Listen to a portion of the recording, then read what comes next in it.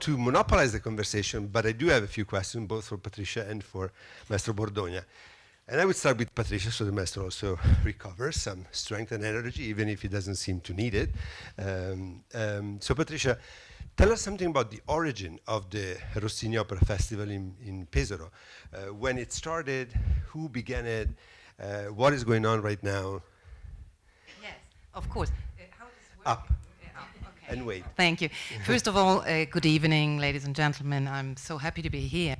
And obviously, thank you to Casa, Italiana, Zerilli-Marimò, because they accepted immediately our proposal to do something together here in New York, to bring for the first time, in a certain sense, Rossini and the festival to New York, which haven't happened any before. And so thank you to the director Stefano Albertini and his staff, also the program coordinators, Julian Sachs, thank you very much. And a special thanks obviously to Paolo Bordogna, which is really because without him it would not have been possible to have this nice evening with all you here together, and this is very nice from you. Thank you so much.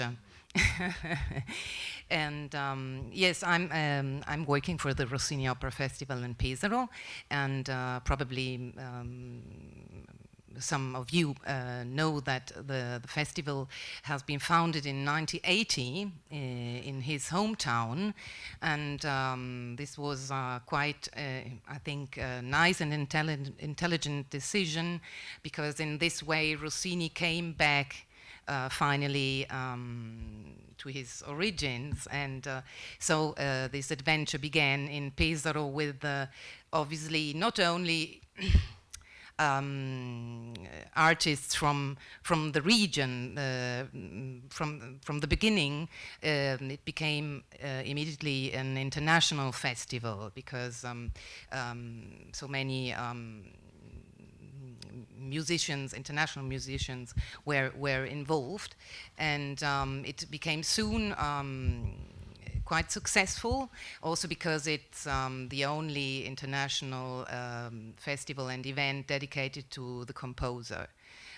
It's we can say, and we say always, it's something like Salzburg or Bayreuth for Mozart and Wagner, and we are really proud of it, because it's still a young festival with its 36 years only. But I think it's really important, because... And Patricia, do I remember correctly, and the founder and president of the festival is a physician, is a doctor? Yes, that's right. With several specialties, with a brilliant hospital career. Yes. And at some point in his life, he decided to start a Rossini Opera Festival in his hometown. How did he come up with it? Yes, because... and he's still very much involved in the festival, and yes, the of course. Right? He is the sovrintendente, the general manager of the festival, Gianfranco Mariotti, and he's bringing his greetings, I don't know if it is yes, absolutely. Obviously to everybody here, and yes, he is still working for the festival, and his passion is music. You're a Rossini fan. So yes, that's and right. Patricia, I also saw on your website that recently there has been a meeting in Parma of the 5 festivals that are dedicated to the 5 composers, the 5 probably most important Italian composers. That's right, yes. Verdi, Puccini, Rossini, Bellini, Donizetti and Bellini, yes. In their hometowns, basically. Each of these cities hosts yes. one of these festivals.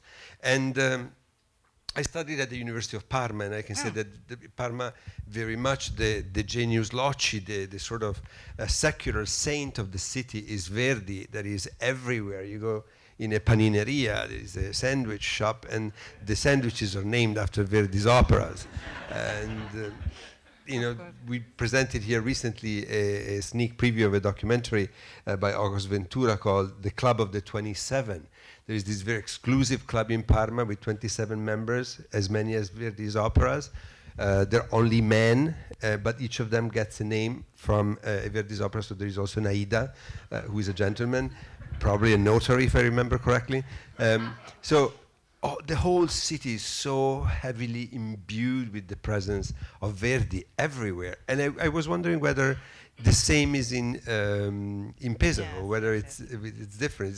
Yes, it's Rossini's interesting. presence. It's a little different because it has never been a commercial event. It's not like in Salisbury. There's it's even more than in Parma, I guess. And no, the importance was since from the beginning the music and the heritage of Rossini. So it's only, for example, since 2 years that there's a little bit merchandising. Before there were nothing really, and but I think it's also the reason of its success, for example. So Thank you. Maestro, veniamo a lei. Your relationship first with Rossini, that you seem to love, you know a lot about his life, his story, and he seems to have written some of these pieces for you too. And at the beginning of your performance, you mentioned for each piece, he wrote this for this and that. And we know that it was quite a praxis, quite common for a composer to write a certain opera for a certain singer. Do you feel that Rossini wrote some of these pieces for you? And what is your own personal relationship to him? I mean, when you sing it, you say, it could be this comes out really well. This is great. It was one of my dreams in my life ever to meet Rossini. And so, you know, it's impossible. So I did everything I can. I read and look in library all over Europe. And for me, when I saw his piece of music written by him was such like a miracle for me. And because also I love to study in this way. And I think is come si dice, un obbligo quasi. An obligation, a moral obligation. Yeah, for a modern artist to know as much as possible the composer you're gonna sing. About Rossini, I have to say that I have to thank him because my voice was born to sing this music, and I never disattended. And I have to thank him because I bought my house also. No, I'm kidding. Oh, he would be happy to hear that. Yeah. He was very smart about About business, absolutely. Was very smart. He was very rich when he died. One of few composers that he died very, very rich. There's a story about, for example, I don't remember, the Stabat Mater. No, maybe La Petite Messe Solennelle. He wrote the Petite Messe Solennelle the first time. He was very generous. And he wrote it for 2 piano, 1 harmonium, 4 soloists, and 12 chorus. And many, many people asked him to transport it for orchestra at that time. And he don't like it because he liked the color of the 2 piano but a friend of him need money at that time. So an editor came to Rossini, please, we want to do this, we want to do this. He asked his friend, how many money do you need? I don't remember that. I need, so give me this. It was a very expensive cifra. Sum of money.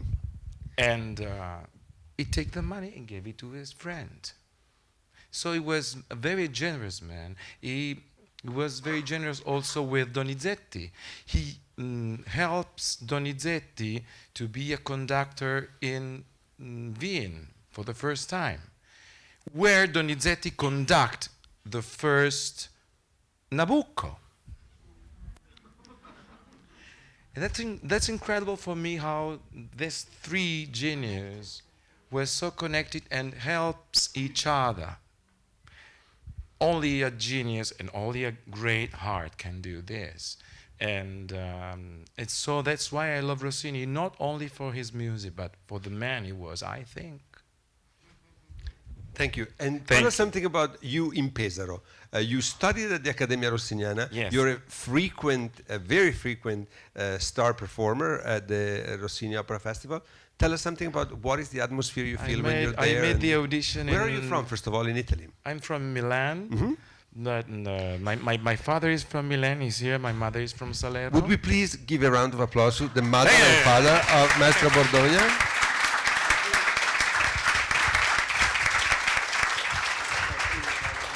So I'm a mix from North and South Italy, and this was I was lucky for this because many of Rossini's opera are in Napolitan, and I speak the dialect Napolitan not with my mother but with my grandmother a lot.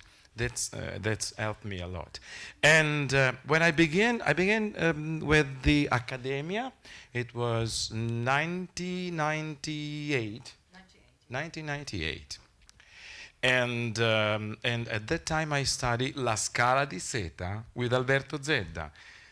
And so when I sang La Scala di Seta on the Rossini Opera Festival stage was amazing for me, you know.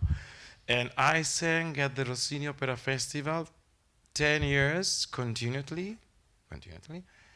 From 2005, my debut was La Gazzetta, with Dario Fo, stage director, and then I made a lot of operas, also la Matilde di Chabran, la Cenerentola, la Gazzaladra. I don't remember. So you've been back basically almost every year. Ever since. Almost. Except this year, I'm gonna debut my first Nozze di Figaro in Sydney, and it's quite in the same date. So you're deserting Pesaro for Sydney. yes, Is he forgiven, Patricia? Yes, of course. He's Paolo, so. but I'm gonna come in When Pesaro we come back. in September. I will come back for the festival, of course, but I will come in Pesaro in September because I rent a house there because I love Pesaro. I have a house 200 meters close to the Rossini house. And I used to spend sometimes there to study and to go to Rossini Tempietto, who is in the Conservatory of Pesaro, where I can study. I can continue to love this composer.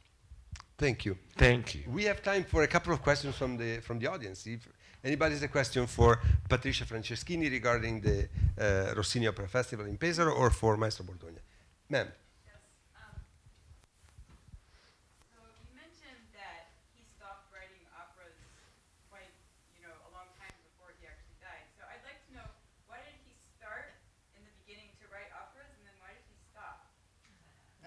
Difficult to say, but anyway, we know that that Rossini wrote Demetrio e Polibio when he was 12 years young child. It's really amazing. And then, but the first, the premiere was some years later in Bologna, I think. There's a little legend story about Demetrio Polibio. May I say? Yes, of course. He was in Bologna with his parents. His father was a horn player and his mother was a singer, a soprano. And there was a girl in Bologna, where they were, that who listened to an opera there in Bologna. I don't remember the title of that opera, and asked Rossini, please, I would like that aria, I would like to sing that aria. Maybe she was beautiful. And Rossini went to the owner of the theater and asked the score, please give me the score so I can get the piano voice version for this girl. It's impossible at the time. Ricordio that doesn't exist. So if you own a score, it was only your, you know. And so Rossini, the night after, went to the theater, listened to the opera, and take down by heart that aria. Then, because he was Yeah. He went to the same man and show him this. You know what I did? I said, it's impossible. Yes, I did it. And if you give me 2 nights more, I can write all opera by heart. That man was the man, Mombelli, who paid Rossini for his first opera, because he understood that he was a genius. And his wife of Zambelli was the writer of the libretto of Demetrio and Polibio. So it was a family. But it's true. That's right. And okay. Please. No, because she was asking why did he stop? Did he stop to do? But it's really difficult to answer to this question because it's not easy to give an answer to this question. Really. He was living in Paris at this time, right? Yes. He was very present on the scene. He received weekly, basically, in his house in Paris, and as Maestro Bordogna reminded us, he was very generous with fellow composers. He would give them advice and help them out and listen to their compositions. And they all regarded him as a sort of teacher, of a model. A tutor, a mentor, under many aspects. He left Italy around 1833, and he stayed in Paris, first in the center, Rue Chaussée d'Antin, very close to La Garnier, the theater, where he was the director for a few years, and then he moved to Passy. Now Passy is Bois de Boulogne. If you know Paris, now it's Paris. At that time was far in the country. And a friend of him told him, why are you going there? The new line of the train will pass there and you will listen to Fischio every day. The whistle. Whistle every day. Oh, don't care about this, my friend. Who were at the first representation. First representation of Barber is abituato. It's used to it. Whoever was at the premiere of the Barber is used to whistles. People like whistles in a negative sense. In America, quando fischiano sono contenti. In Italy no. Oh, it's different. We use Booing. Boo. Also in Italy. That's universal. Yes, but il fischio qui è buono. Noi no. Yes, ma'am. So Rossini is known for his crescendos. And in a recent documentary that I saw, they said basically he was doing it to wake up the audience. So I'm wondering if there is another reason that you know about, that he used that. The question from the lady is regarding the fact that Rossini is attributed with being the creator of the crescendo, and in the documentary that she saw, they said that he did it to wake up the audience. And she's asking whether they know of any other reason why he put the crescendos in his operas. It could be because at that time, from Rossini and then going down before in the baroque music, they used to eat, they used to play cards, they used to make love in theater during operas, and they wake up only when they heard a very famous aria or a very high note.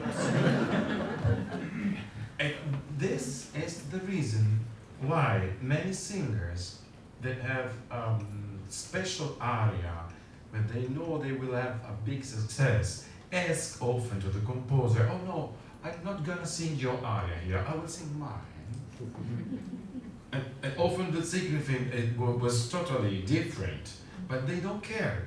They doesn't care at the time because you know it was. I'm sure that I will have a big success with this.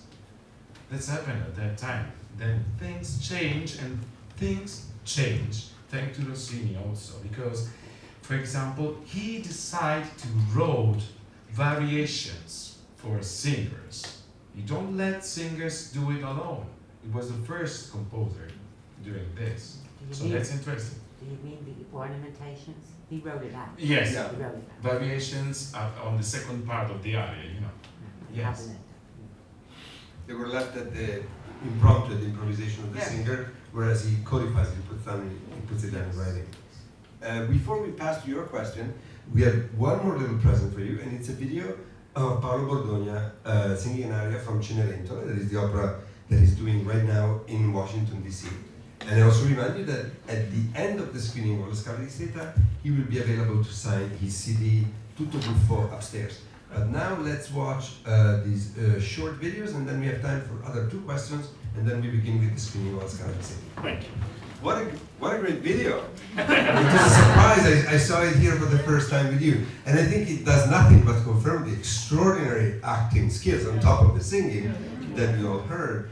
But seeing the extreme close-ups in the video, one can appreciate even more your facial mimic, the attention you devote to the acting part. So my first question before we give back the floor to the audience is, where did you learn acting? Do you have a model when it comes to acting, or it's a variety of people you're inspired to? Do you have a method? At home, I have to say, we like to laugh. My father used to tell me funny story, and we like to laugh, and I love to make people laugh. That's important.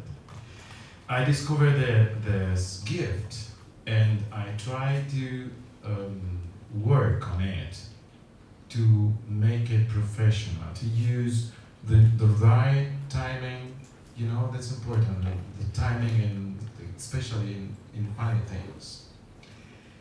And I have to say it's a therapy for me. Being on stage is good for me, is my life. And so it's a great answer. So you, aside from your father, you don't have any acting models. We should keep an eye on this. No, well, speaking about actors, for example. But for example, when we had Catherine Malfitano here, and then Oh. she talked about her experience in music and so on, but what she emphasizes that her model for stage presence was Carla Fracci, that she saw at the Metropolitan when she was younger. And so she didn't mention a singer, but in terms of her stage presence and acting, I was very surprised to hear that a very famous opera singer has as a model when it comes to stage presence a ballerina, a classical dancer. So if you have any inspiration like that. Is a light that you have inside and comes out when you are on stage. If you have it, and for me it was important. For example, the little things that if you kept it, if you understand it. For example, one of my teachers was Katia Ricciarelli. She was a beautiful singer, woman, and a wonderful singer at that time also. And once she told me, I'm a buffo, no? And she was a very serious soprano. She sang very dramatic roles. And she told me once, you are doing two things in this line. Choose one. And don't move. And let's audience understand what is important for you. If you do too much, this is just a little thing, but I learned it for her, or you know. And I have to say that for this repertoire, I'm lucky because I saw all Alberto Sordi movie. He was a great actor, and also Charlie Chaplin. Charlie Chaplin invented a new mask, invented Charlot. All my characters that I sang, Rossini, Donizetti, Cimarosa, Mozart also, they came from La Commedia dell'arte. Charlie Chaplin invented a new mask, a new modern mask, but showing his heart, his soul. Instead, the mask of the Commedia dell'arte was really very, Yeah. So then Pirandello wrote is saggio, but humor. So this helped my generation to interpret this kind of buffo roles in a new modern way, because I have to do it for the modern audience. I can't do it how they did it 50, 60 years ago. It's different.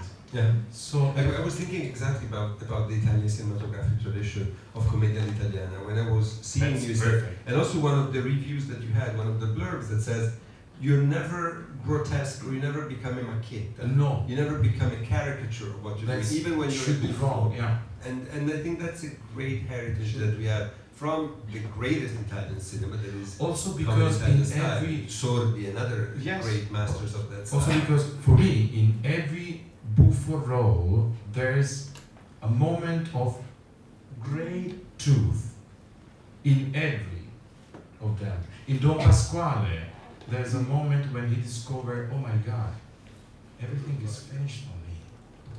That's a serious moment, really serious in a buffo opera. And this is what is touching for me. Also, if the audience don't understand immediately what's going on at that moment, that tear in that moment is what made that all the rest of the opera funny. We are sadistic sometimes. When we see someone falling down, we laugh. We shouldn't, but you know. Thank you. Thank you. One more question? Yes. Your Excuse answer me. already? I am ready. Yes, Patricia, please. Excuse me, because we're talking about Paolo, and now we will have a great example of his art of acting and singing, obviously in La Scala di Seta, because he is interpreting Germano, so you will have a great example to see and to listen to it. Thank you, and this is also the perfect introduction. Patricia, this Scala di Seta that we're seeing now was produced at the Rossini Opera Yes, of Festival. course. When was it? Yes, in When? 2009. And the director is Damiano Micheletto. It's a young director who has many success now. He won also the Beati Prize, for example, in 2011 for La Gazzaladra, an opera we will give this year again at the festival, for example, in August. There are so many things to say, but I think the best would be to go ahead and to listen and to watch the opera. Oh, just to sing, because it's really important to me. I wish to thank you all, but especially to our. I wish to express my gratitude, excuse me, to our American friends, because we have a great organization, no profit organization connected to Rossini Opera Festival, which is Rossini America. Yes, and we have here some of our lovely fans and followers, which is obviously. Beverly Kleinman, which is the secretary, and she's promoting in a great way the Rossini Opera Festival here in the United States, and not only through the social networks. So you can have a look on it, Rossini America. You will find it on Facebook and Twitter and so on. And then we have here the honor to have Gary Gordon here, which was the first president of Rossini America, of the Friends of the Rough. And thank you for being here and for all your lovely attention to our festival and to the great composer who is Rossini. Thank you very, very much. We ask the Beverly and Gordon, I think, to please stand and face the audience. So if at the end somebody wants to know more about the activities of the Friends of the Rossini Opera Festival, they know where to go to.